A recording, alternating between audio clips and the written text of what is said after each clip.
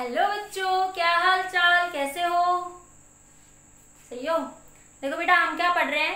Rolling motion. Rolling motion के मैंने आपके 3 वीडियो लेक्चर बना दिए हैं। पहले फर्स्ट में मैंने बेसिक बताया, फिर मैंने प्योर रोलिंग समझाया, फिर मैंने आपको डेरिवेशन बताया कि रोटेशनल मोशन में पार्टिकल की टोटल एनर्जी क्या होती है, मोमेंटम क्या होता है और एंगुलर मोमेंटम क्या होता है। आज बात करते हैं बच्चों rolling on the inclined plane. आज का टॉपिक है बच्चों हमारे पास rolling on the inclined plane. Rolling on the inclined plane. Rolling on the inclined plane. बच्चों देखो बच्चों, एक छोटी सी बात समझते हैं। पिछला वीडियो लेक्चर एक बार रिवाइज करवा देती हूँ कि जब बॉडी रोटेट करती है तो उसके पास 2 वेलोसिटी होती है, एक ट्रांसलेशनल वेलोसिटी और एक आपकी रोटेशनल। इसमें इस पॉइंट की वेलोसिटी देखो तो क्या आएगी, v प्लस आर ओमेगा। इस पॉइंट की velocity v into R omega. फिर हमने पढ़ा बच्चों प्योर रोलिंग। अगर हम प्योर रोलिंग की बात करते हैं बच्चों, प्योर रोलिंग की बात करते हैं तो प्योर रोलिंग की कंडीशन क्या थी बच्चों, इस पॉइंट ऑफ कॉन्टेक्ट के अबाउट, जो पॉइंट ऑफ कॉन्टेक्ट सरफेस के साथ आएगा p पॉइंट के अबाउट, पार्टिकल की वेलोसिटी बच्चों क्या हो जाएगी, 0। Velocity of particle about the point of contact किसके बराबर हो जाएगी, 0। तो इधर ये v, इधर आर ओमेगा, तो नेट वेलोसिटी क्या बन गई, v माइनस आर ओमेगा बराबर 0। तो v को क्या लिख सकते हैं बच्चों, आर ओमेगा। जब ये प्योर रोलिंग की कंडीशन थी, ठीक है। एक्सेलरेशन के लिए बात करो तो मैंने समझाया था acceleration is point of contact के अबाउट, इधर एक्सेलरेशन होगा और इधर एक्सेलरेशन टेंजेंशियल आर अल्फा, इधर centripetal acceleration. Total acceleration pure rolling में बच्चों 0 नहीं होता, सिर्फ टेंजेंशियल एक्सेलरेशन 0 हो जाता है। तो इस पॉइंट ऑफ कॉन्टेक्ट के अबाउट बच्चों टेंजेंशियल एक्सेलरेशन क्या हो जाएगा, 0। तो क्या लिख सकते हैं बच्चों, a माइनस का आर अल्फा, तो क्या बन जाएगा 0। तो मैं a को क्या लिख सकती हूँ बच्चों, आर अल्फा। a को क्या लिख सकती हूँ बच्चों, मैं यहाँ से आर अल्फा लिख सकती हूँ, ठीक है। तो ये कंडीशन थी हमारी प्योर रोलिंग की। ये कंडीशन किसकी थी बच्चों, कि पॉइंट ऑफ कॉन्टेक्ट के अबाउट एक्सेलरेशन और वेलोसिटी क्या हो जाते हैं बच्चों, 0, ठीक है। तो आज के लेक्चर में बात करेंगे rolling on the inclined plane. ये मैंने आपको पिछले वीडियो लेक्चर में बच्चों आपको समझाया था, ठीक है। नोट करना चाहो तो नोट कर लो, बाकी मैं आपको पिछले वीडियो लेक्चर में, जिन बच्चों ने सीरियल वाइज वीडियो लेक्चर देखे हैं उनको कोई प्रॉब्लम नहीं आएगी यहाँ से, ठीक है। तो देखिए बच्चों, आज बात करते हैं rolling on the inclined plane बच्चों, ठीक है। तो देखिए बच्चों, ये बॉडी है आपके पास, ठीक है। ये इंक्लाइंड प्लेन है यहाँ पे, ये सरफेस बच्चों, और ये यहां से इंक्लाइंड। ये कोई बॉडी है बच्चों, इंक्लाइंड प्लेन पे रोल कर रही, ठीक है। इंक्लाइंड प्लेन पे क्या करेगी बच्चों, रोल करेगी। सरफेस कैसा है बच्चों, स्मूथ है, इंक्लाइंड स्मूथ सरफेस। सरफेस कैसा है बच्चों, इंक्लाइंड स्मूथ सरफेस, ठीक है। तो बच्चों क्या हो रहा, इस सरफेस पे नॉर्मल फोर्स ऊपर लग रहा, तो mg के कारण आपने पढ़ा हुआ है नॉर्मल रिएक्शन के ऊपर, या आपने इक्वेशन पढ़ी हुई है। ये नॉर्मल फोर्स लग रहा, कोई बॉडी इंक्लाइंड प्लेन पे होती है बच्चों, यहाँ से यहाँ दिखा दूं, यहाँ पे करके बार बार दिखाया मैंने 3rd यूनिट में। तो ये mg फोर्स लग रहा, एक ये एंगल थीटा है बच्चों, तो ये एंगल भी क्या बनेगा, थीटा। तो ये वाला कंपोनेंट mg कोस थीटा और ये वाला कंपोनेंट बच्चों mg साइन थीटा, ठीक है। तो मैं यहाँ से नॉर्मल फोर्स मैं क्या कह सकती हूँ, इधर कौन सा फोर्स लग रहा, mg साइन थीटा फोर्स। इधर क्या लग रहा है बच्चों, mg sine theta. mg acceleration क्या हो जाएगा, m इंटू ए क्या हो जाएगा, mg साइन थीटा। तो एक्सेलरेशन m से m कैंसिल, तो एक्सेलरेशन इस सरफेस के अबाउट कितना हो जाएगा बच्चों, a is equal to g sine theta. Surface smooth है बच्चों, सरफेस कैसा है, स्मूथ है, ठीक है। तो अगर सरफेस स्मूथ है बच्चों तो रोलिंग नहीं हो सकती। सरफेस कैसा है बच्चों, रोल, तो आपके पास स्मूथ नहीं होगी। Body can only goes, body if surface smooth, if surface smooth, then body goes only in translational motion, translational motion। सिर्फ ट्रांसलेशन मोशन होगा बच्चों, रोलिंग नहीं होगी, बॉल रोल करते हुए नीचे नहीं आएगी, सिर्फ ट्रांसलेशनल मोशन होगा बॉल में। ठीक है, क्यों? क्योंकि देखो ये आपके इस पॉइंट के अबाउट बात करूं मैं, देखो ये पॉइंट है, ये दिख रहा है इधर, इस ये सेंटर ऑफ मास, ऊपर एक नॉर्मल लग रहा है, इधर क्या लग रहा है mg sin थीटा। तो उसी पॉइंट के अबाउट, इस सेंटर ऑफ मास के अबाउट बात करूं तो दो फोर्स लग रहे हैं, mg sin थीटा और नॉर्मल, और तो कोई फोर्स है ही नहीं, दो ही तो फोर्स लग रहे हैं, mg sin थीटा और नॉर्मल। तो ये दोनों फोर्स, अगर मैं आपको mg cos थीटा भी लग रहा है यहाँ पे, तो ये सब किसके अबाउट लग रहे हैं? अबाउट द सेंटर ऑफ मास। तो बॉडी का उसी के अबाउट फोर्स लगना, तो टॉर्क क्या हो जाता है? जीरो। बार बार समझाए टॉर्क की कंडीशन। अगर उसी पॉइंट के अबाउट फोर्स निकलता है जिस पॉइंट के अबाउट में अब बॉडी को मूव करवा रहे हो, तो उसी के अबाउट टॉर्क क्या हो जाएगा? जीरो। टॉर्क क्या हो जाएगा आपके पास? जीरो हो जाएगा आपके पास। तो टॉर्क जीरो है तो बच्चों बॉडी में कोई रोटेशन यहाँ पे नहीं होगी। अगर मैं ये टॉर्क की कंडीशन में बार बार समझाए, अगर उसी पॉइंट के अबाउट एक्सिस ऑफ रोटेशन के अबाउट फोर्स लग रहा है, भाई आप दरवाजे को तुम ऐसे खींच रहे हो तो थीटा क्या बना? जीरो। तो उसी पॉइंट के अबाउट टॉर्क क्या हो गया बच्चों? जीरो। एक्सिस, उसी एक्सिस ऑफ रोटेशन के अबाउट टॉर्क क्या हो गया आपके पास? जीरो। तो ये देखो इसी के एन के अबाउट ये फोर्स लग रहा है, एन के अबाउट ये फोर्स लग रहा है, इधर फोर्स, तो इस सिचुएशन में टॉर्क क्या हो जाएगा बच्चों आपका? जीरो। ये किसी को नहीं समझ आ तो टॉर्क की कंडीशन जाके पढ़ लो इधर। ठीक है, तो उसी एक्सिस ऑफ रोटेशन के अबाउट अगर हम बात करते हैं तो टॉर्क उसी पॉइंट के अबाउट क्या हो जाता है? जीरो। जिस एक्सिस ऑफ रोटेशन के अबाउट आप बात कर रहे हो उसी के अबाउट सारे फोर्सेस लग रहे हैं, तो आपके पास उस सिचुएशन में टॉर्क बिकम जीरो। तो देखो ये सिचुएशन में बच्चों कोई टॉर्क नहीं है, तो ये बॉडी जो सिर्फ इंक्लाइन ट्रांसलेशन मोशन करते हुए नीचे आई, कोई रोटेशनल मोशन नहीं होगा, रोलिंग नहीं होगी बच्चों, रोलिंग नहीं होगी। रोलिंग कब होगी? मैंने प्योर रोलिंग के केस में समझाया था, जो सरफेस क्या करवाएगा आपके पास यहाँ पे? फ्रिक्शन प्रोवाइड करेगा। सरफेस क्या प्रोवाइड करेगा? Friction, sufficient friction for pure rolling. ये प्योर रोलिंग में कंडीशन आपको समझाई थी। ठीक है, प्योर रोलिंग एक बार फिर से बता देती हूँ। देखो आपने कहा, एक बार छोटी सी बात समझो, ये प्योर रोलिंग की बात थी आपके पास, प्योर रोलिंग में दोबारा ले जाओ। ठीक है, ये सेंटर ऑफ मास के अबाउट वेलोसिटी थी, ये रेडियस आर थी। ठीक है, तो देखो बच्चों यहाँ पे अगर मैं इस पॉइंट के अबाउट बात करूं तो इसके यहाँ पे सेंटर ऑफ मास mg लग रहा है, इसी पॉइंट के r भी इधर mg भी इधर, मतलब फोर्स भी इधर mg भी इधर, ये सारी कंडीशन ये भी बन रही है, तो टॉर्क क्या हो गया बच्चों? जीरो। रेडियस r के परपेंडिकुलर तो कोई फोर्स नहीं लग रहा, टॉर्क के लिए क्या कंडीशन थी बच्चों? r into F perpendicular force, मतलब परपेंडिकुलर डायरेक्शन में कोई फोर्स लगना चाहिए, तो कोई फोर्स ही नहीं लग रहा, तो बॉडी रोल कैसे कर रही? तो वहां पे भी समझाया था बच्चों, रोलिंग को सफिशिएंट कौन दे रहा? फ्रिक्शन। यहाँ पे एक फ्रिक्शनल फोर्स लगेगा जो इस वेलोसिटी को अपोज करेगा। तो धीरे धीरे इनिशियली जैसे तुमने किसी बॉल को धक्का मारा ऐसे ऐसे, तो वो क्या होता? थोड़ी तुमने तो सिर्फ ऐसे ट्रांसलेशन मोशन दिया, लेकिन वो बॉल रोल करती हुई आगे बढ़ती, तो वो रोलिंग कहाँ से आई उसके सरफेस पे? वो रोलिंग कहाँ से आई? देखो तुमने तो किसी बॉल को डेली लाइफ में देखो, फर्श पे कोई बॉल रखी थी, तुमने उसको ऐसे दिया तो वो रोल करते हुए आगे जाती, ना कि वो ट्रांसलेशन मोशन करती, सिर्फ लीनियर मोशन में आगे जाती। तो वो रोलिंग कहाँ से आई बच्चों? उसके पास रोलिंग किसके कारण आई बच्चों? फ्रिक्शन के कारण। रियल लाइफ में यही होता है। तो ये फ्रिक्शन क्या करेगा बच्चों? इस वेलोसिटी, इनिशियली तो सिर्फ तुमने लीनियर वेलोसिटी दी, तो लीनियर वेलोसिटी क्या होती थी बच्चों? हाई। ये रोलिंग में बताई थी बात मैंने। एंगुलर वेलोसिटी क्या होती थी बच्चों? जीरो। धीरे धीरे जब फ्रिक्शन के कांटेक्ट में आई बॉल, तो क्या हुआ बच्चों? एंगुलर वेलोसिटी डिक्रीज हुई और ओमेगा क्या हुई? इंक्रीज होने लगी। एंगुलर वेलोसिटी बच्चों डिक्रीज हुई और ओमेगा क्या होने लगी? इंक्रीज। देखो बॉडी में टॉर्क आया, ये फ्रिक्शन क्या कर रहा है? इस v को डिक्रीज कर रहा है, सेंटर ऑफ मास पार्टिकल की। और देखो फोर्स, इस रेडियस के परपेंडिकुलर कोई फोर्स लग रहा है, जब रेडियस के परपेंडिकुलर कोई फोर्स लगता है तो वो क्या देता है बच्चों? टॉर्क। तो यहाँ क्या बना? टॉर्क। उस टॉर्क के कारण ये बॉडी आगे रोल कर रही, तो उस टॉर्क के कारण क्या कर रही बच्चों?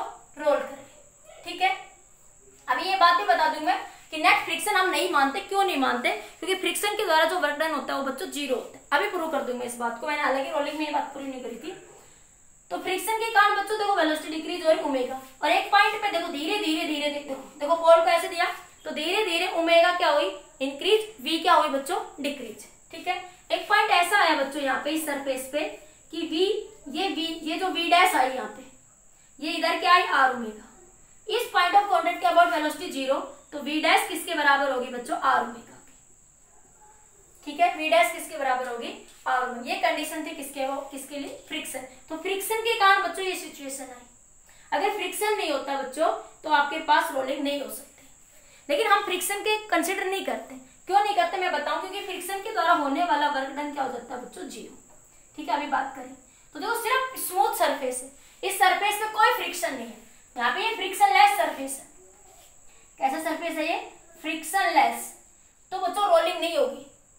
रोलिंग किसके कारण होगी, फ्रिक्शन के कारण। रोलिंग किसके कारण होगी बच्चों, फ्रिक्शन के कारण। रोलिंग क्योंकि फ्रिक्शन नहीं है तो टॉर्क नहीं है।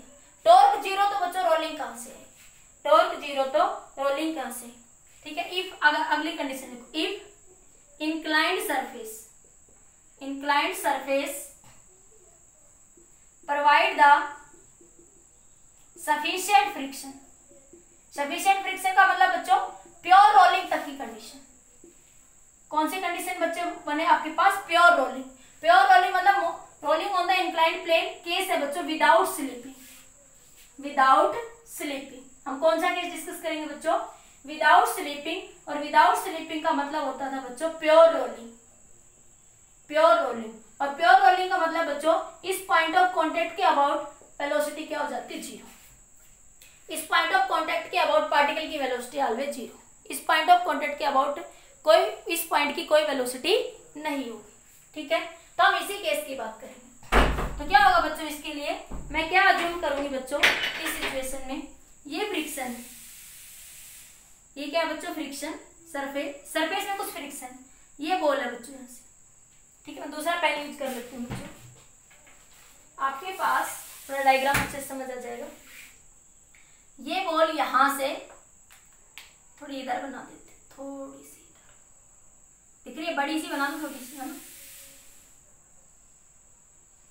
ठीक है, अब देखो, अब यहाँ पे देखो बच्चों क्या हो रहा है, सरफेस में फ्रिक्शन है।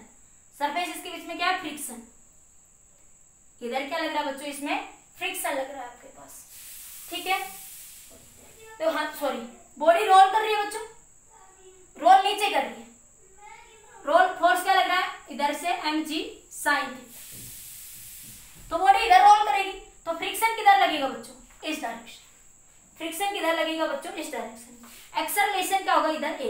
एक्सेलरेशन g sin थीटा के बराबर नहीं होगा। एक्सेलरेशन जो है वो g sin थीटा के बराबर नहीं होगा। अभी बता देती हूँ कि जो एक्सेलरेशन जो है बच्चों वो g sin थीटा के बराबर क्यों नहीं होगा आपके पास। क्योंकि देखो बच्चों, पहले तो इसका अपोज करने के लिए पीछे कोई फोर्स नहीं था। अब फ्रिक्शन क्या कर रहा है, इसका इस फोर्स का अपोज कर रहा है, तो एक्सेलरेशन कम हो जाएगा। पहले तो सिर्फ mg sin थीटा फोर्स इधर लग रहा था, तो उसी जितना फोर्स लग रहा था उसी एक्सेलरेशन से बॉल नीचे आ रही थी। अपोज करने वाला पीछे कोई नहीं था। अब friction mg sin theta force का अपोज करेगा, तो यहाँ पे कोई एक्सेलरेशन होगा, मान लिया a। mg sin थीटा नहीं होगा, मान लिया कोई भी एक्सेलरेशन होगा, वो हमने a मान लिया। ठीक है, तो इस पॉइंट ये लाइन लिख ली बच्चों, मैं इधर थोड़ा लिखूंगी, ये लाइन लिख ली ना ऊपर से। ठीक है, तो इसके पॉइंट के अबाउट से यहां से एक क्या लगेगा बच्चों, नॉर्मल फोर्स। इस सरफेस के अबाउट क्या कर रहा, तो ये नॉर्मल फोर्स क्या करेगा बच्चों, धीरे धीरे एक्सेलरेशन को कम करेगा। जैसा कि मैं अभी बता रही थी रोलिंग के लिए कि बच्चों जब बॉडी रोल करेगी तो ये फ्रिक्शन, ये क्या करेगा, ये इधर एक्सेलरेशन ऐसे जा रहा है इधर, तो फ्रिक्शन फोर्स एक्सेलरेशन को कम करेगा, और r और f के बीच में फोर्स है तो ओमेगा इंक्रीज होगी। एक टाइम ऐसे आएगा कि इस पॉइंट के अबाउट वेलोसिटी 0, तो AC बराबर हो जाए किसके बच्चों, r अल्फा के। ठीक है, तो प्योर रोलिंग की कंडीशन हो जाएगी। ये कंडीशन किसकी थी बच्चों, कि जब इस पॉइंट के अबाउट वेलोसिटी 0 हो जाएगी, एक्सेलरेशन 0 हो जाएगा, तो वो कंडीशन किसकी हो जाती है बच्चों, r अल्फा की। ठीक है, तो देखो फ्रिक्शन क्या कर रहा, इस एक्सेलरेशन को डिक्रीज कर रहा। दूसरा देखो, ये सेंटर ऑफ मास है, ये इसकी रेडियस है, रेडियस के अबाउट परपेंडिकुलर फोर्स, रेडियस के अबाउट क्या लग रहा है, परपेंडिकुलर फोर्स, तो ये इसको ऐसे घुमा भी रहा, ये इसको क्या कर रहा है बच्चों, इस डायरेक्शन में इधर घुमा भी रहा है आपके पास। ठीक है, समझ आई, ये इस डायरेक्शन में इसको इधर घुमा भी रहा है। टॉर्क r क्रॉस f, देखो ये r और f, r से f जाएगा तो इधर घूमेगा बच्चों, इधर घूमेगा r क्रॉस f, ये r बच्चों, r से f, तो r क्रॉस f जो है बच्चों इस डायरेक्शन में क्या करेगा बच्चों, वो यहाँ से मूव करेगा। ठीक है, अरे रेडियस को तुम ऐसे कंसिडर, ये नॉर्मल है ऐसे मान लो, सर्कुलर बॉडी है ना, तो ये भी तो रेडियस हो गई ना इस पॉइंट से। एक बार देखो ये रेडियस r, अब देखो ये फोर्स f लग रहा, अब समझ आ रहा, एक बार देखो ध्यान से, ये तो नॉर्मल लग रहा था, मैंने ये रेडियस मान ली, ये रेडियस r, ठीक है, ये f फोर्स है, रेडियस r और f एक दूसरे एक दूसरे के क्या है बच्चों परपेंडिकुलर, तो ये इसको घुमा रहा, इसको एंगुलर वेलोसिटी दे रहा बच्चों, ठीक है। तो ये मान लिया आर है, ये एफ है, आर और एफ परपेंडिकुलर एक दूसरे के, तो आर क्रॉस एफ ये इसको क्या कर रहा बच्चों रोटेट कर रहा, ठीक है, समझ आया। अब देखो बच्चों यहाँ से इसके अबाउट आपके पास इस पॉइंट के अबाउट और कौन सा फोर्स लग रहा, और तो कोई फोर्स नहीं लग रहा, तो नेट फोर्स बराबर एम में, न्यूटन का सेकंड लॉ लगाते हैं, नेट फोर्स बराबर एम में। तो न्यूटन के सेकंड लॉ की बात करते हैं बच्चों अभी हम लोग। तो नेट फोर्स क्या लग रहा है बच्चों, एम जी साइन थीटा, ये एंगल थीटा बच्चों, M G sine theta, M G sine theta minus F बराबर एम में। एक्सेलरेशन ए से बच्चों बॉल नीचे जा रही, ठीक है। अब रोटेशनल इक्वेशन ऑफ मोशन क्या थी बच्चों, रोटेशनल इक्वेशन ऑफ मोशन, ये आपको क्या कर रहा है, ये इस फ्रिक्शन के कारण टॉर्क भी हो रहा है बच्चों, इस फ्रिक्शन के कारण क्या हो रहा है, टॉर्क भी हो रहा है बच्चों। तो ये बॉल क्या कर रही है बच्चों, रोटेट करती हुई जा रही है, ऐसे ऐसे नहीं, ऐसे रोटेट करती हुई जा रही है, माने ऐसे रोटेट कर रही है आपके पास, ठीक है। आर डायमीटर इधर भी इधर भी, अरे ये फोर्स है, देखो ये फोर्स एफ लग रहा, ये फोर्स एफ लग रहा आपके पास, देखो ये इंक्लाइंड बॉडी है ऐसे, इसमें ये लग रहा आपके पास ये बॉडी है, ठीक है, ये बॉडी है बच्चों, ये लग रहा फ्रिक्शन, ठीक है, ये इधर लग रहा नॉर्मल फोर्स, इधर क्या लग रहा बच्चों नॉर्मल फोर्स, और ये फ्रिक्शन इसको ऐसे घुमा रहा, ठीक है, ये फ्रिक्शन इसको क्या कर रहा है, फ्रिक्शन के कारण आर परपेंडिकुलर है फ्रिक्शन के, तो फ्रिक्शन इसको क्या कर रहा है बच्चों घुमा रहा है इस तरीके से। एंगुलर एक्सेलरेशन भी होगा, चेंज होगा, तो अल्फा भी प्रोड्यूस होगा, टॉर्क होगा तो बच्चों अल्फा भी होगा। तो धीरे धीरे जब फ्रिक्शन आएगा बच्चों, तो धीरे धीरे जब फ्रिक्शन आएगा तो इनिशियली तो क्या था एक्सेलरेशन हाई था, धीरे धीरे एक्सेलरेशन डिक्रीज होगा और अल्फा क्या होगा इंक्रीज होगा। वही कंडीशन कि इनिशियली वेलोसिटी हाई थी, धीरे धीरे वेलोसिटी क्या हो रही बच्चों आपकी डिक्रीज, और ओमेगा क्या हो रही इंक्रीज, जो रोलिंग मोशन में कंडीशन। थोड़ा समझने की कोशिश करो बच्चों, मैं बिल्कुल डीपली समझाने की कोशिश करूँ, बाकी मैं डायरेक्ट भी कह सकती हूँ कि देखो इस फ्रिक्शन के कारण क्या हो रहा है बच्चों, आर और एफ परपेंडिकुलर है तो रोटेशन हो रहा, आर और एफ परपेंडिकुलर है तो क्या हो रहा बच्चों रोटेशन। तो क्या बना बच्चों यहाँ से आपके पास M G sine theta, F torque बनेगा, आर और एफ के बीच में बच्चों क्या बनेगा आपका टॉर्क बनेगा, ठीक है। तो टॉर्क इज इक्वल टू बच्चों आई अल्फा, ठीक है। एंगुलर एक्सेलरेशन भी होगा बच्चों, अल्फा रोटेशन से वो मूव कर रहा है, तो टॉर्क क्या हो जाएगा आई अल्फा। तो ये फोर्स एफ और आर एक दूसरे के परपेंडिकुलर है बच्चों, एफ और आर एक दूसरे के परपेंडिकुलर। टॉर्क क्या होता है बच्चों R cross F, R F sine theta, theta क्या बनेगा 90 डिग्री, क्योंकि देखो ये आर और ये एफ, थीटा क्या बन रहा है 90 डिग्री, साइन 90 बच्चों 1, तो सीधा क्या लिख सकते हो आर इंटू एफ। टॉर्क को क्या लिख सकते हो R into F into I alpha. तो फ्रिक्शन फोर्स की वैल्यू क्या आ गई बच्चों यहाँ से I alpha by R. Friction force की वैल्यू कितनी आ गई बच्चों यहाँ से आई अल्फा बाई आर, ठीक है।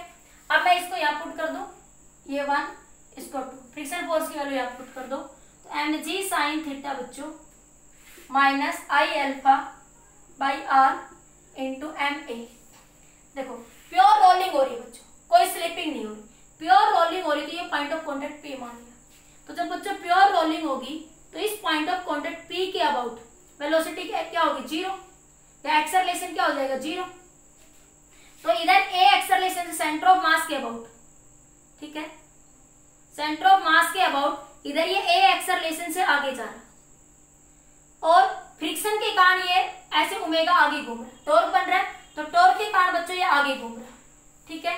तो इसके ऊपर कौन सी होगी रोटेशन मोशन के कारण एंगुलर टेंजेंशियल एक्सेलरेशन क्या हो जाएगा आर अल्फा। इस पॉइंट के अबाउट वेलोसिटी जीरो है, तो इधर एक्सेलरेशन इधर ए, और घूमने के कारण एक्सेलरेशन क्या है बच्चों आर अल्फा, घूमने के कारण एक्सेलरेशन क्या आ जाएगा आर अल्फा। तो मैं यहाँ से क्या कह सकती हूँ, अरे सीधा वेलोसिटी में जैसे कहते थे, देखो ये तो कहते थे ये centre of mass V velocity, ये वी वेलोसिटी इधर जा रहा, तो रोटेशन के कारण इधर वेलोसिटी क्या है आर ओमेगा, वेलोसिटी दे के आ गया एक्सेलरेशन, टेंजेंशियल एक्सेलरेशन की वैल्यू बच्चों आर अल्फा।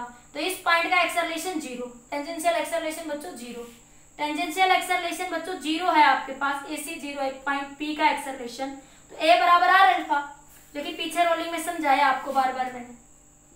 तो मैं यहाँ से क्या कह सकती हूँ, टेंजेंशियल एक्सेलरेशन A बराबर आर अल्फा, A को क्या लिख सकती हूँ सीधा बच्चों मैं आर अल्फा। तो ए की वैल्यू यहाँ पुट कर दो। ये नोट कर लिया, नोट कर लिया, इधर से लिख दो। तो ये मेरे पास क्या आया बच्चों यहाँ से सिंपली, देखो सिंपल फिर से बता देती हूँ। मैंने ये इक्वेशन ऑफ मोशन लगाई बच्चों। अब फ्रिक्शन क्या कर रहा है बच्चों, इस एक्सेलरेशन को कम कर रहा और ओमेगा को बढ़ा रहा, अल्फा को धीरे धीरे इंक्रीज। तो एफ और आर परपेंडिकुलर, तो मैं सीधा कहूँ टॉर्क लग रहा, तो फ्रिक्शन के कारण टॉर्क भी लग रहा और इस एक्सेलरेशन को वो कम भी कर रहा है। फ्रिक्शन दोनों काम कर रहा है। तो आपके पास वो घुमा रहा, टॉर्क आ रहा, तो एंगुलर एक्सेलरेशन भी होगा। तो मेरे पास टॉर्क का formula I alpha, R into F. F frictional force है बच्चों, टॉर्क किसके कारण बन रहा है बच्चों, फ्रिक्शनल फोर्स के कारण। तो मैंने एफ की वैल्यू निकाल ली, ठीक है। फिर मैंने कहा कि ये प्योर रोलिंग का केस है बच्चों। कैसा केस है ये, प्योर रोलिंग का केस। तो ये प्योर रोलिंग का केस है, इस पॉइंट ऑफ कॉन्टेक्ट के अबाउट एक्सेलरेशन क्या हो जाएगा, जीरो, एक्सेलरेशन जीरो। तो ए बराबर आर अल्फा लिख सकती हूँ मैं यहाँ से। तो यहाँ पुट कर दो बच्चों, तो यहाँ पे क्या बनेगा, ये नोट कर लो बच्चों, इधर आएगा नहीं, इक्वेशन थोड़ी बड़ी है, आ जाएगी, आ जाएगी तो देखते हैं। M G sine theta minus F बराबर ए की जगह R alpha, M into R alpha, ठीक है। आप क्या करोगे बच्चों, यहाँ से इसकी वैल्यू आगे फाइंड आउट कर लो आप लोग, ठीक है बच्चों। ए की वैल्यू आर अल्फा नहीं, ए की वैल्यू यहाँ लिखी, अल्फा की वैल्यू लिखी बच्चों, एम ए। क्यों, क्योंकि एक्सेलरेशन तो मुझे निकालना है कि वो कितने एक्सेलरेशन से नीचे रोल करेगा, ठीक है। तो क्या करो यहाँ से एफ, पहले ये पुट करो, इस इक्वेशन को उठाओ बच्चों, इसको नहीं, इसको उठाओ, M G sine theta minus A बराबर आर अल्फा। तो अल्फा क्या लिख सकते हो बच्चों, ए बाई आर। तो क्या बनेगा बच्चों, आई इंटू आर बाई रेडियस। जो रेडियस आर मानिए, स्मॉल मानिए तो स्मॉल लिख लो, कैपिटल मानिए तो कैपिटल लिख लो। ये एक ही बात, यहाँ स्मॉल लिखे तो नीचे स्मॉल ही लिख लो, वही रेडियस है। स्मॉल मानिए तो स्मॉल लिख लो, कैपिटल मानिए तो कैपिटल लिख लो, ठीक है, अलग अलग में कंफ्यूज मत। ये बना आई अल्फा, अल्फा की बच्चों value A by R, A by R, alpha की वैल्यू ए बाई आर, एक आर नीचे था पहले से, बराबर एम ए। इस टर्म को बच्चों उधर ले जाओ, क्या बना, M G sine theta, M G sine theta बराबर M A plus I A by R का square. M G sine theta बराबर ए बार ले लो, एम प्लस में आई बाई आर का स्केयर। आर भी the radius of the sphere बच्चों, स्फीयर है, रिंग है, डिस्क है, जो भी है। तो एक्सेलरेशन क्या आया बच्चों यहाँ से, M G sine theta upon में क्या आ गया यहाँ से आपके पास, एम प्लस में आई बाई आर का स्केयर। और सिंप्लीफाई करना था तो एम कॉमन ले लो बच्चों, क्या बनेगा, जी साइन थीटा, एम कॉमन ले लिया ऊपर से, ये एम यहाँ से कॉमन आएगा, एम बाहर आ गया, एक एम ऊपर है, तो 1 प्लस में आई बाई एम आर का स्केयर, ठीक है। इतना नोट करो, फिर आगे सोल्व करते हैं, ठीक है। समझ आया बच्चों, मैंने कंसेप्ट डायरेक्ट भी कह सकती थी भाई मैं, ये इक्वेशन लगी टो बराबर आई अल्फा। टॉर्क क्यों बना, फ्रिक्शन के कारण बना, तो मुझे पता टॉर्क किसके बराबर होता है, आई अल्फा। तो फ्रिक्शन होगा तो टॉर्क होगा तो एंगुलर एक्सेलरेशन भी आएगा। प्योर रोलिंग के लिए धीरे धीरे एक्सेलरेशन चेंज होगा, तो मैंने वो वैल्यू वहां से फाइंड आउट की। तो प्योर रोलिंग है तो इस पॉइंट के about acceleration, net acceleration zero. तो मैं क्या लिख सकती हूँ, आर ए बराबर आर अल्फा। प्योर रोलिंग वाला बच्चों केस जरूर देख लेना इसको समझने के लिए। प्योर रोलिंग वाला वीडियो लेक्चर जिस बच्चे ने नहीं देखा देख लेना, अदरवाइज ये कंडीशन हो सकता है किसी को ना भी समझ आए, ठीक है। आगे बच्चों ये एम से एम बच्चों कैंसिल, ठीक है। मैं इसको हटा रही हूँ यहाँ से, ये नोट हो गया सबका, मैं ये सब यहाँ से हटा रही हूँ। तो मेरे पास क्या है बच्चों, एक्सेलरेशन कितने किसके बराबर आया बच्चों, यहाँ से मेरे पास एक्सेलरेशन ए आया जी साइन थीटा 1 प्लस में आई अपॉन में एम आर का स्केयर, जी साइन थीटा आई अपॉन में 1 प्लस में आई एम आर का स्केयर, ठीक है। तो देखो एक्सेलरेशन जो है ना बच्चों, थीटा एंगल पे डिपेंड करता है लेकिन मास पे डिपेंड नहीं करता।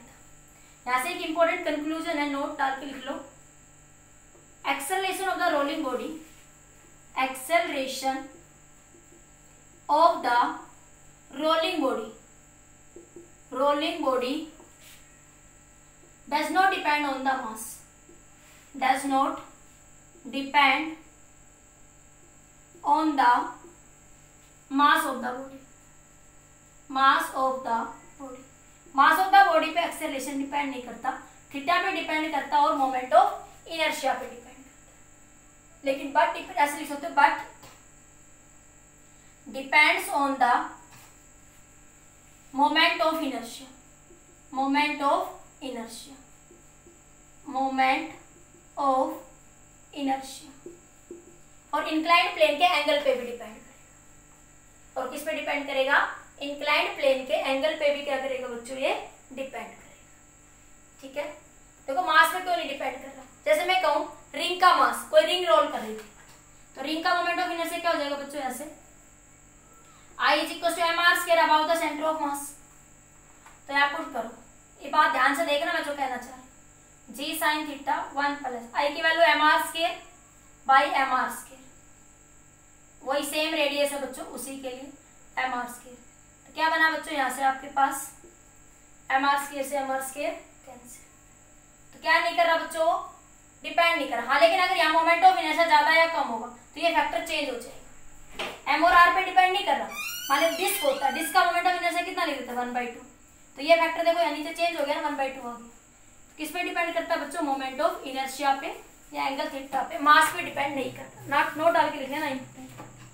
ठीक है, नोट कर लिया। अब यहाँ पे वेलोसिटी ऑफ द पार्टिकल पूछे बच्चों आपसे, यहाँ से अगर वो यहाँ से आपसे क्या पूछे? Velocity of the particle, velocity of the particle. तो वेलोसिटी क्या हो जाएगी बच्चों? देखो ये बॉल है बच्चों, यहाँ बना देती हूँ, ये इंक्लाइंड प्लेन, ये ऊपर से ऐसे रोल करती हुई नीचे आ रही है। ठीक है, तो ये यहाँ से इनिशियली तो बच्चों किस में है? रेस्ट में है बॉल, यहाँ पे स्फीयर है, बॉल है। यहाँ पे जब वो पहुंची तो किसी v वेलोसिटी से किसे पहुंच रही है बच्चों? वो v वेलोसिटी से पहुंच रही है। इस हाइट को मैं h कह दूं, इस डिस्प्लेसमेंट को मैं s कह दूं। ठीक है, तो क्या बन जाएगा बच्चों? यहाँ से आपके पास v square is equal to u square plus 2as। Initial velocity 0 है बच्चों, इनिशियल वेलोसिटी क्या है बच्चों? आपके पास 0 है यहाँ पे आपके पास। ठीक है, तो ये क्या आ गया? 2as। a की वैल्यू पुट कर दो, तो v स्क्वायर किसके बराबर आया बच्चों? 2s g sine theta upon में 1 प्लस में I बाई एम आर का square, I by M R का स्केयर आ जाएगा। ठीक है, s की वैल्यू निकालो बच्चों। तो यहाँ से देखो h डिस्प्लेसमेंट जो आप यहाँ से बात करना चाह रहे हो, तो h की वैल्यू कितनी हो जाएगी बच्चों? यहाँ से h by S, h by S क्या बना बच्चों? Sine theta.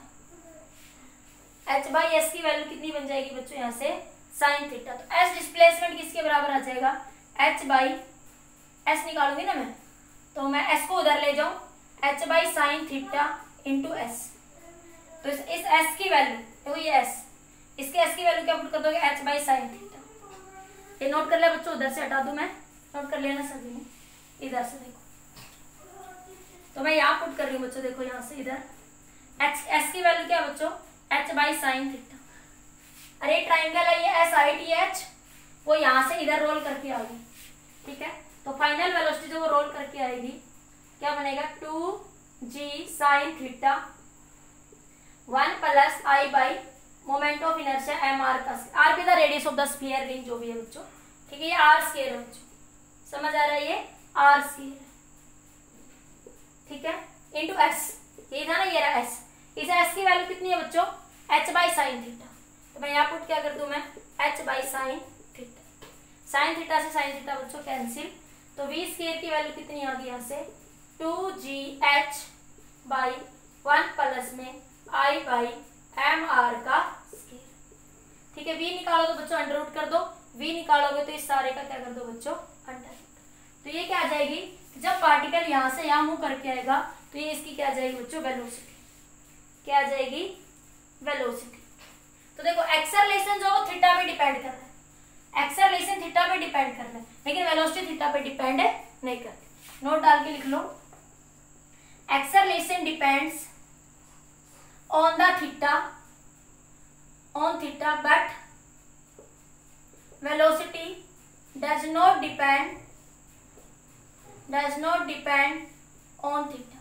वेलोसिटी जो है वो थीटा पे डिपेंड नहीं करती।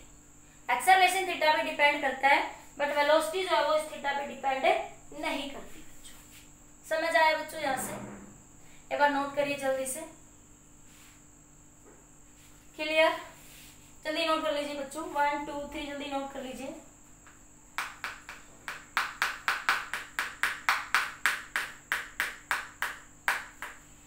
हो गया बच्चों। अब देखो यहाँ से, अब बात करते हैं बच्चों फ्रिक्शन की। ये फ्रिक्शन जो लग रहा है बच्चों यहाँ पे सरफेस पे, इंक्लाइंड सरफेस पे, ये फ्रिक्शन कैसा है?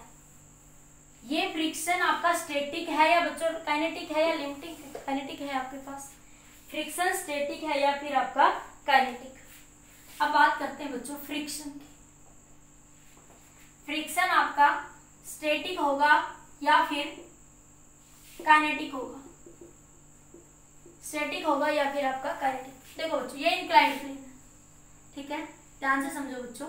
ये इंक्लाइंड प्लेन है, ये बॉडी है बच्चों आपके पास, ये रोल करती हुई आगे आ रही, ये रोल करती हुई बच्चों आगे आ रही, ठीक है।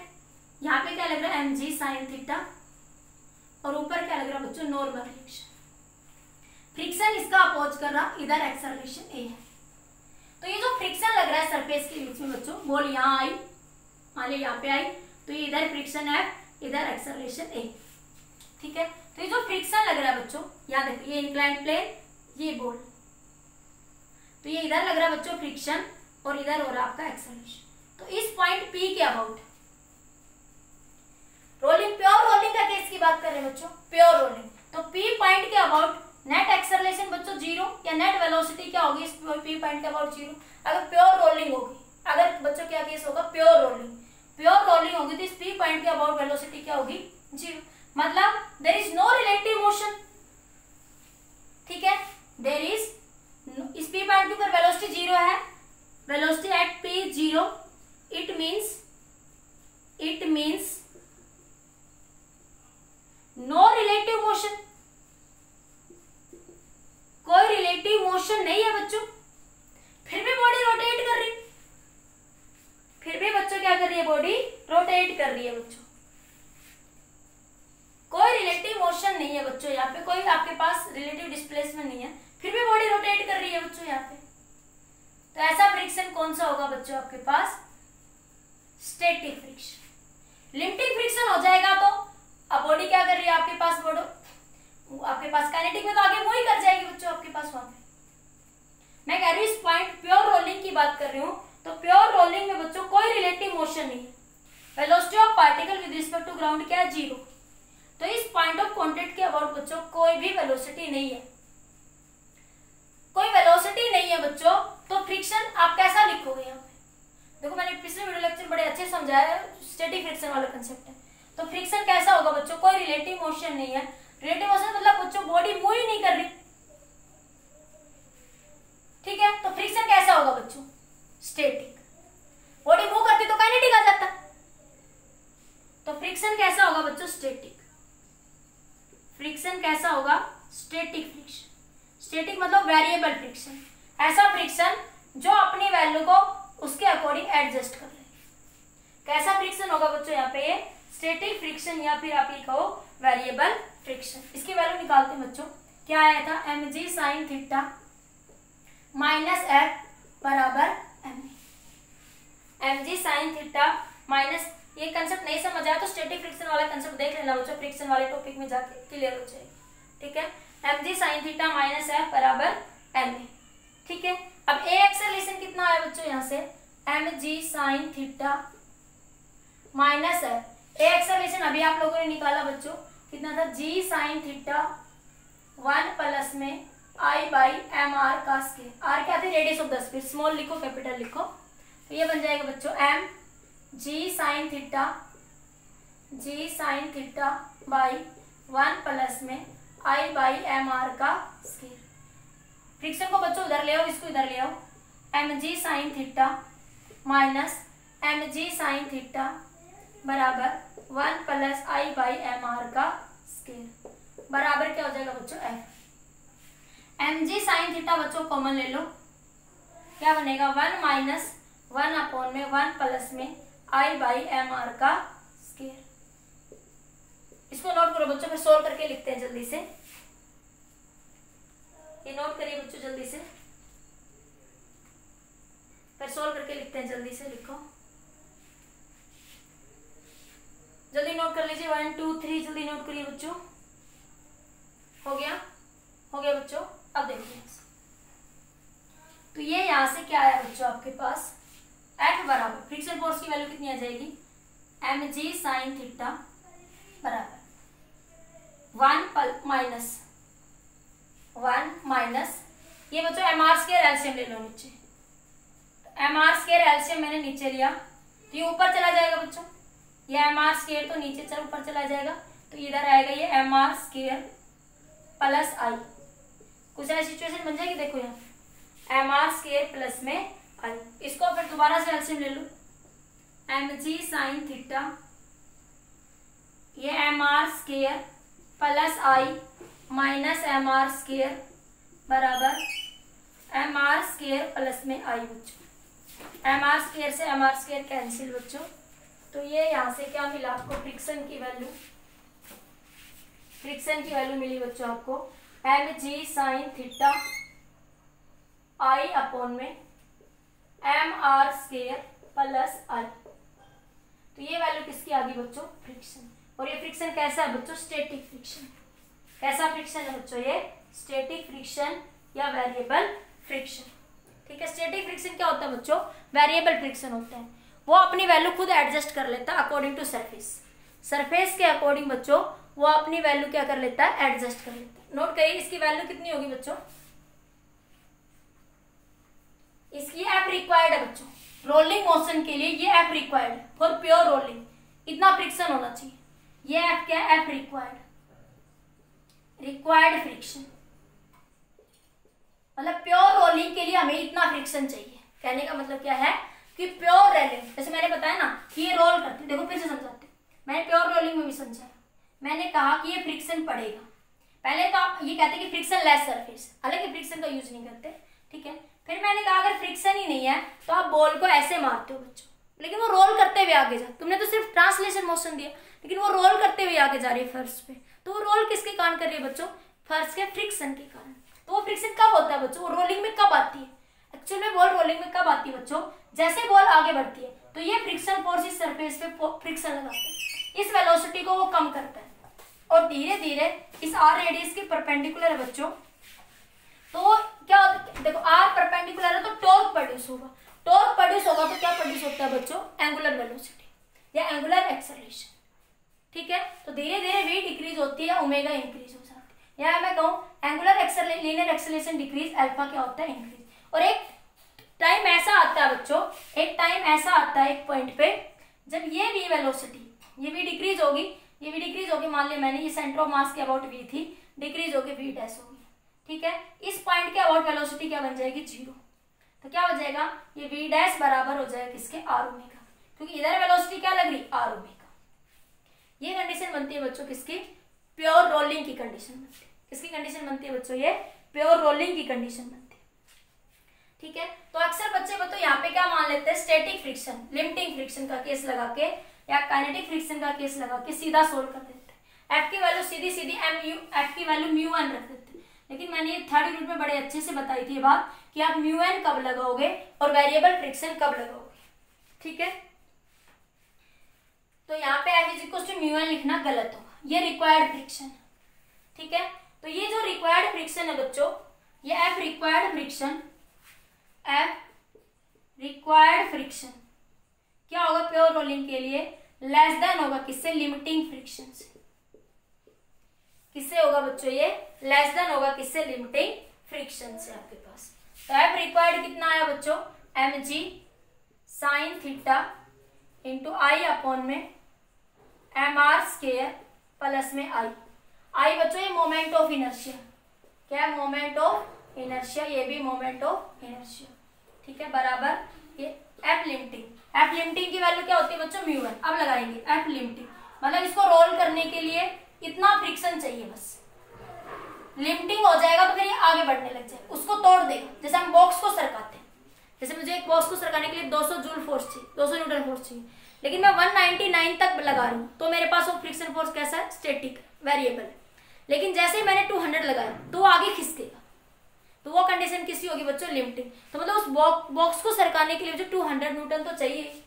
तो आप लिमिटिंग की वैल्यू होती है बच्चों आपके पास म्यू एन, और एन बराबर क्या बताया था अभी, एन बराबर क्या हो जाएगा, ये बॉडी है, ये रोल कर रही है, तो ये एम जी, ये वाला component M G cos theta, और इधर क्या लग रहा है बच्चों, M G sine theta.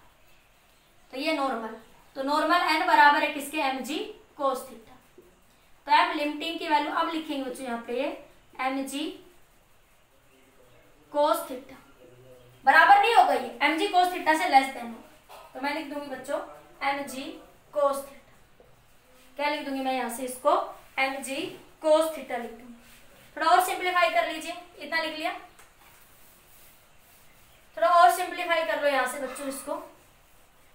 M जी से एम जी क्या हो जाएगा बच्चों, कैंसिल, एम जी से एम जी क्या हो जाएगा यहाँ से आपका कैंसिल, और ये म्यू भी आएगा बच्चों म्यू, तो ये बन जाएगा आपके पास कोस थीटा को इधर ले आओ, तो टेन थीटा आई प्लस में आई प्लस एम आर स्क्वायर, या एम आर प्लस आई लिख लो, एम आर प्लस में आई लेस देन, या मैं ये कहूँ mu greater than, coefficient of friction की वैल्यू क्या होगी, tan theta I M R square plus में आई। ये क्या होगी बच्चों, कोएफिशिएंट ऑफ फ्रिक्शन की वैल्यू। ठीक है बच्चों, coefficient of friction must be इस कंडीशन के इक्वल या ग्रेटर देन होना चाहिए, इक्वल और ग्रेटर देन होना चाहिए, मस्ट बी। तो रिक्वायर्ड फ्रिक्शन आपके पास ये कंडीशन है। ठीक है बच्चों, नोट करिए जल्दी से, नोट करिए बच्चों, यहाँ से कर लिया बच्चों। अब बात करते हैं बच्चों इसके अंदर work done by the friction force. क्या हम यहाँ पे मैकेनिकल एनर्जी का कंसेप्ट लगा सकते हैं बच्चों? इस पूरे डेरिवेशन को जो मैंने आपको बिल्कुल डिटेल में समझाया, मैं इसको शॉर्ट में भी सोल्व कर सकती थी, लेकिन डिटेल में समझना जरूरी था। ठीक है, मैं अब इसी एक्सप्रेशन को मैकेनिकल एनर्जी के कंजर्वेशन से लगा सकती हूँ। ठीक है, mechanical energy conservation, mechanical energy conservation. आप किसी बच्चों को ज्यादा डिटेल में तो बेटा करना ही चाहिए, पूरा ही है, पर देखो मैं यहाँ मैकेनिकल एनर्जी के कंसेप्ट से भी एक्सेलरेशन निकाल सकती हूँ बच्चों। ठीक है, क्यों?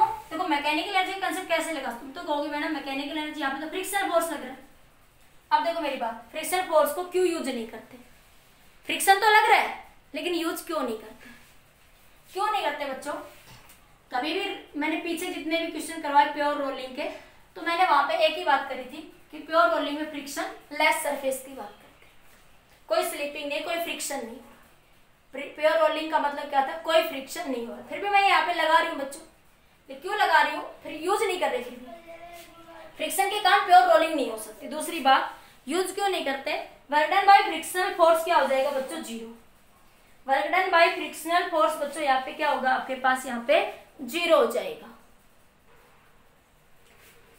देखो बच्चों, वर्क एनर्जी थ्योरम की अकॉर्डिंग बात करें, देखो work done by friction, work energy theorem क्या कहती है बच्चों, work done by all the forces is equal to change in kinetic energy. ये कहती है। लॉ ऑफ मैकेनिकल एनर्जी का कंसेप्ट कैसे लगा सकते हैं बच्चों हम लोग यहाँ पे, जब मैंने कहा था सिर्फ कंजर्वेटिव फोर्स, लेकिन फ्रिक्शन फोर्स तो कंजर्वेटिव नहीं है, फिर भी कैसे लगाएंगे?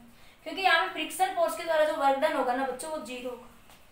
Work done bye frictional force in that case rolling motion, pure rolling का जब भी केस हो, जब भी प्योर रोलिंग का केस होगा तो वर्क डन बाय फ्रिक्शन क्या होगा बच्चों, zero. In that case work done by friction zero.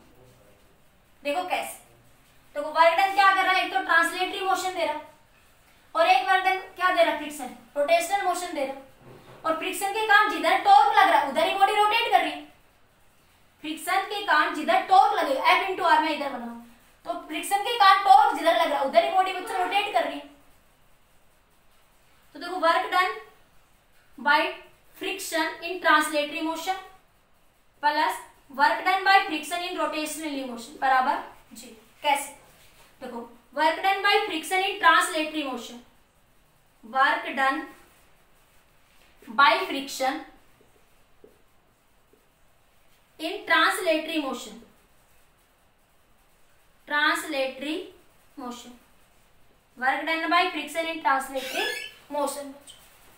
क्या होगा बच्चों यहाँ से आपके पास, कैसा लिखेंगे, प्लस माइनस का ओमेगा।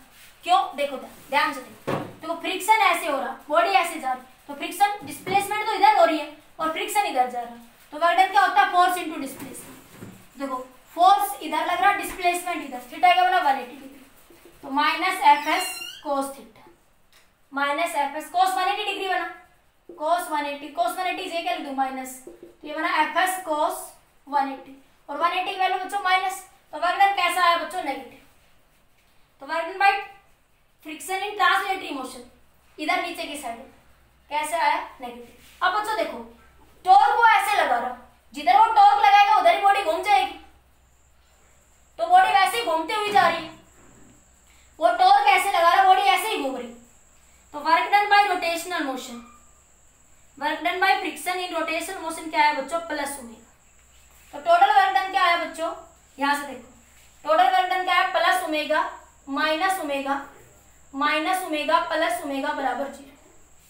इसलिए बच्चों आप लोग डायरेक्ट कह देते हैं कि आपके पास फ्रिक्शन वहां पे काम नहीं कर, क्योंकि नेट वर्क डन जो है ना, हालांकि इसने ट्रांसलेशन मोशन का भी अपोज कर रहा है, तो जितना वो ट्रांसलेशन का अपोज कर रहा है उतना ही वो रोटेशन में दे रहा है, तो नेट जो वर्क डन कर रहा है ना फ्रिक्शन प्योर रोलिंग में, उसके द्वारा नेट वर्क डन क्या है बच्चों आपका 0।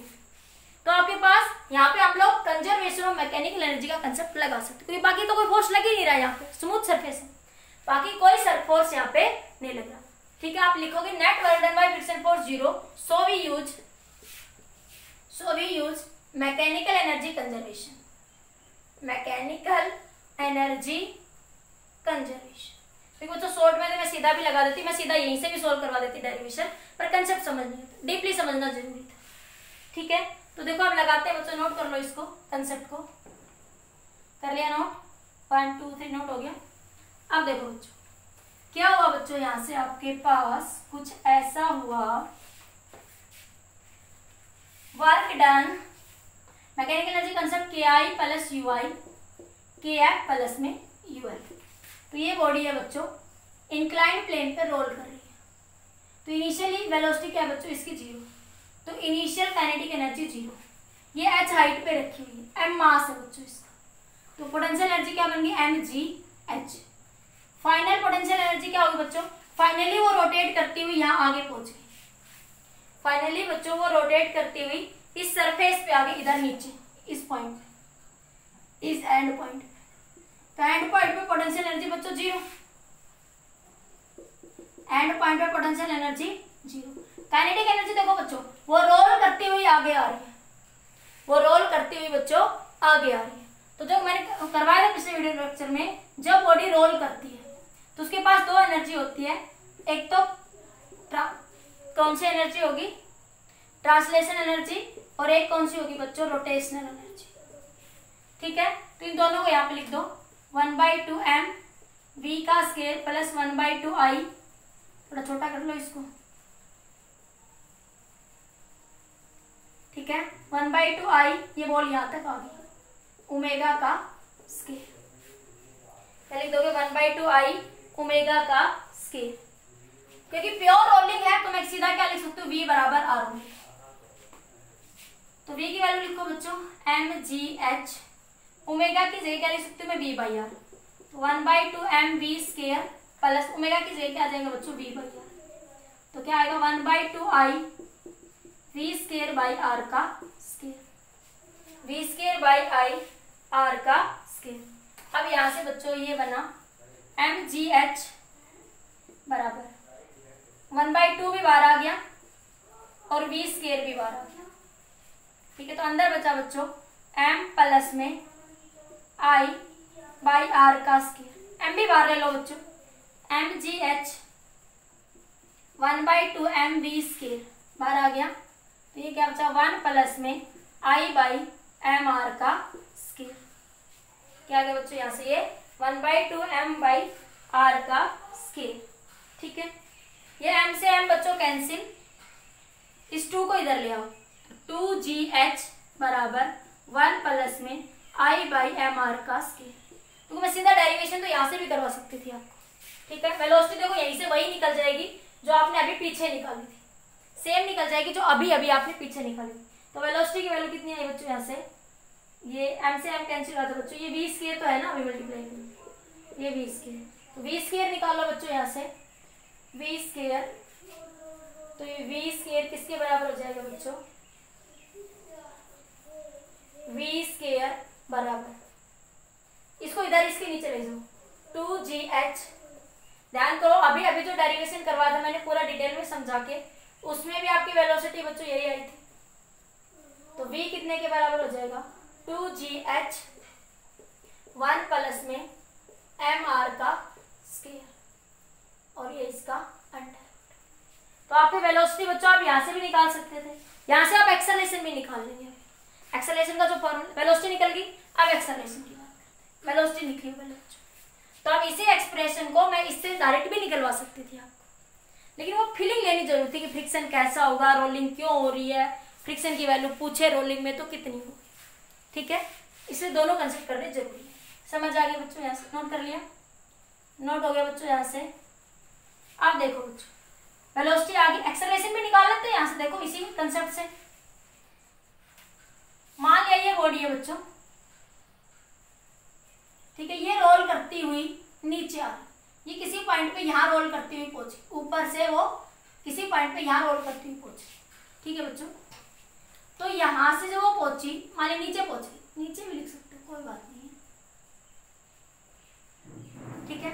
ये बॉल रोल करती हुई यहाँ पे कहीं पहुंच गई, ये h हाइट है, ये s, ये एंगल थीटा, तो h/s परपेंडिकुलर अपॉन हाइपोटेन्यूज क्या बना बच्चों, sine theta.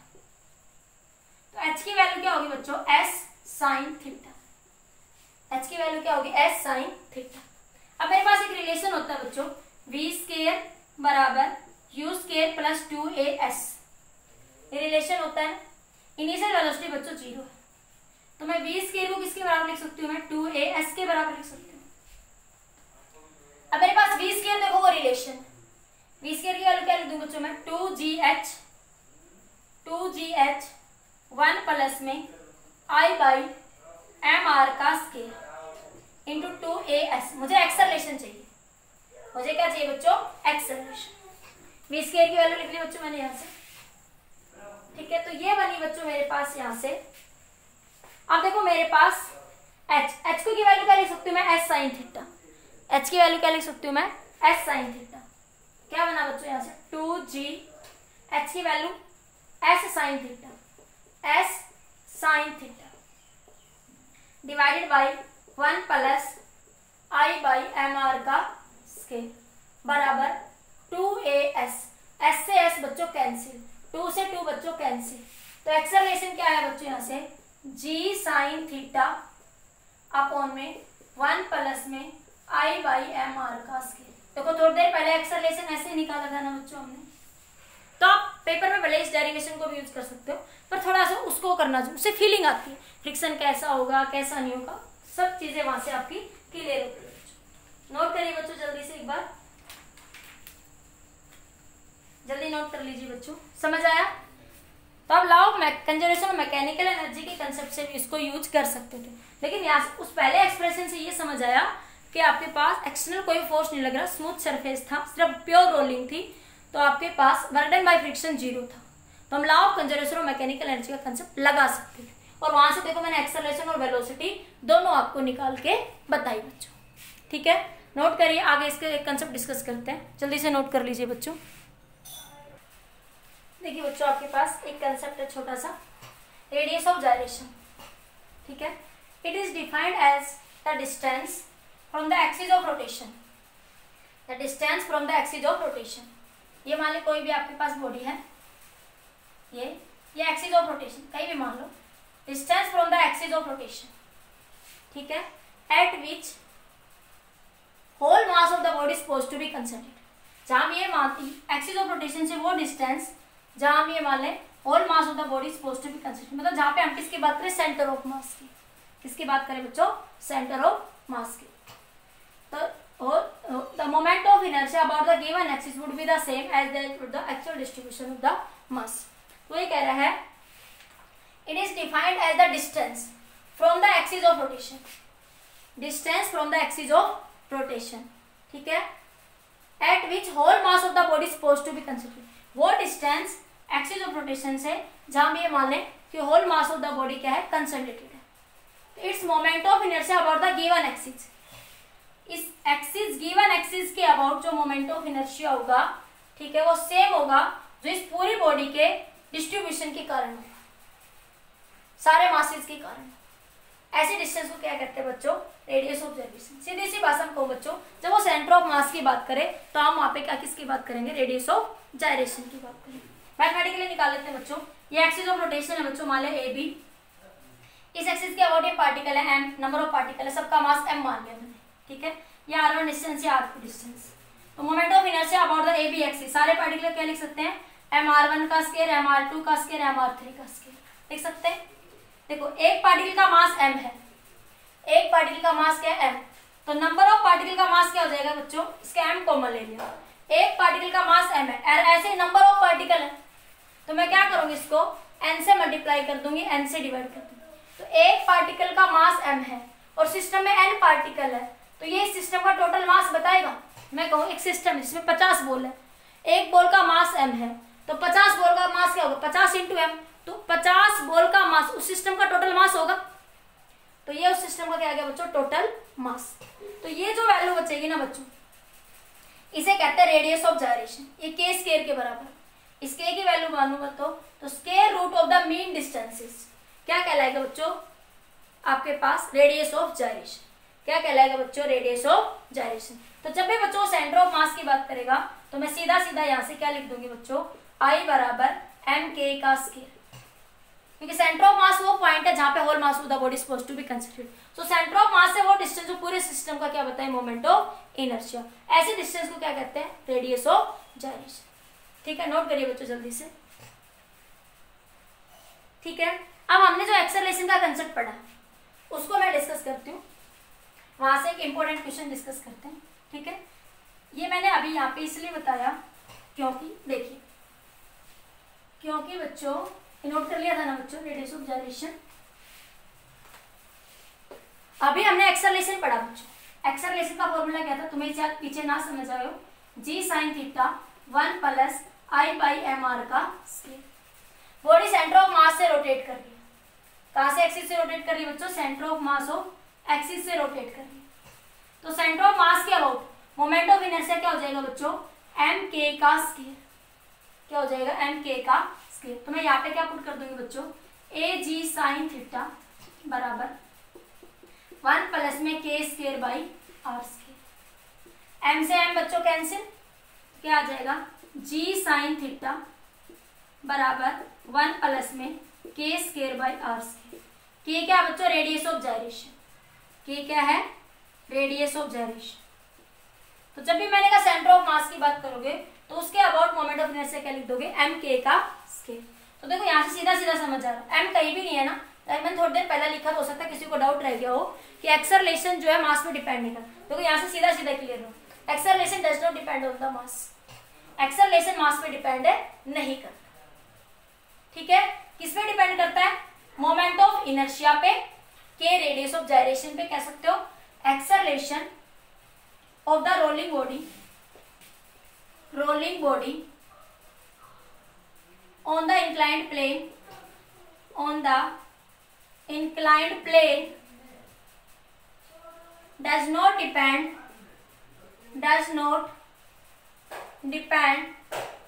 on the mass of the body,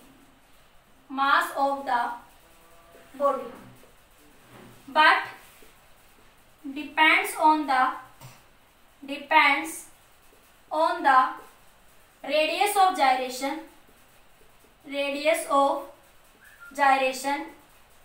मतलब वो डिस्टेंस एक्सिस ऑफ रोटेशन से जहां पे होल मास क्या कंसंट्रेटेड. रेडियस ऑफ जाइरेशन क्या कह रहे हैं, वो distance from the axis of rotation जहां पे whole mass of the body क्या कंसंट्रेटेड. रेडियस ऑफ जाइरेशन और मोमेंट ऑफ इनर्शिया और also depends on the theta angle. किस पे डिपेंड करता है? Theta angle. समझ आया बच्चों? कुछ समझ आया? नोट करिए जल्दी से नोट कर लीजिए बच्चों। अब एक छोटे से केस की बात करते हैं कि एक होलो सिलेंडर है बच्चों, और एक आपके पास एक होलो स्फीयर, एक सॉलिड स्फीयर, दोनों इंक्लाइंड प्लेन पर रोटेट कर रहे हैं, तो कौन सा जल्दी नीचे पहुंचेगा? क्वेश्चन है बच्चों, बिल्कुल बेसिक सा कंसेप्ट है, ये नोट कर लिया ना बच्चों? ये तो सबने, ठीक है। एक आपके पास होलो स्फीयर है और एक आपके पास सॉलिड स्फीयर है बच्चों। एक क्या है? Hollow sphere. देखो यहाँ पे ये इंक्लाइंड प्लेन है बच्चों। क्वेश्चन है, एक होलो स्फीयर है और एक सॉलिड स्फीयर। यही पे एक होलो स्फीयर है और दूसरी इंक्लाइंड बना देती हूँ, सेम इंक्लाइंड है। इस सेम इंक्लाइंड से एक बार होलो स्फीयर भेजा गया और एक बार सॉलिड स्फीयर, तो कौन सा पहले नीचे पहुंचेगा? ये which one have higher acceleration? किसका एक्सेलरेशन ज्यादा होगा? एक होलो स्फीयर है बच्चों, एक सॉलिड स्फीयर, ठीक है, सेम इंक्लाइन से छोड़े गए सेम टाइम पे, तो बताइए किसका एक्सेलरेशन ज्यादा हो? कौन सा पहले नीचे पहुंचेगा? कौन सा टाइम कम लेगा या किसका एक्सेलरेशन ज्यादा हो? तो विच वन हो, मैं लिख देती हूँ, hollow sphere and solid sphere move on the inclined plane, which one have higher acceleration?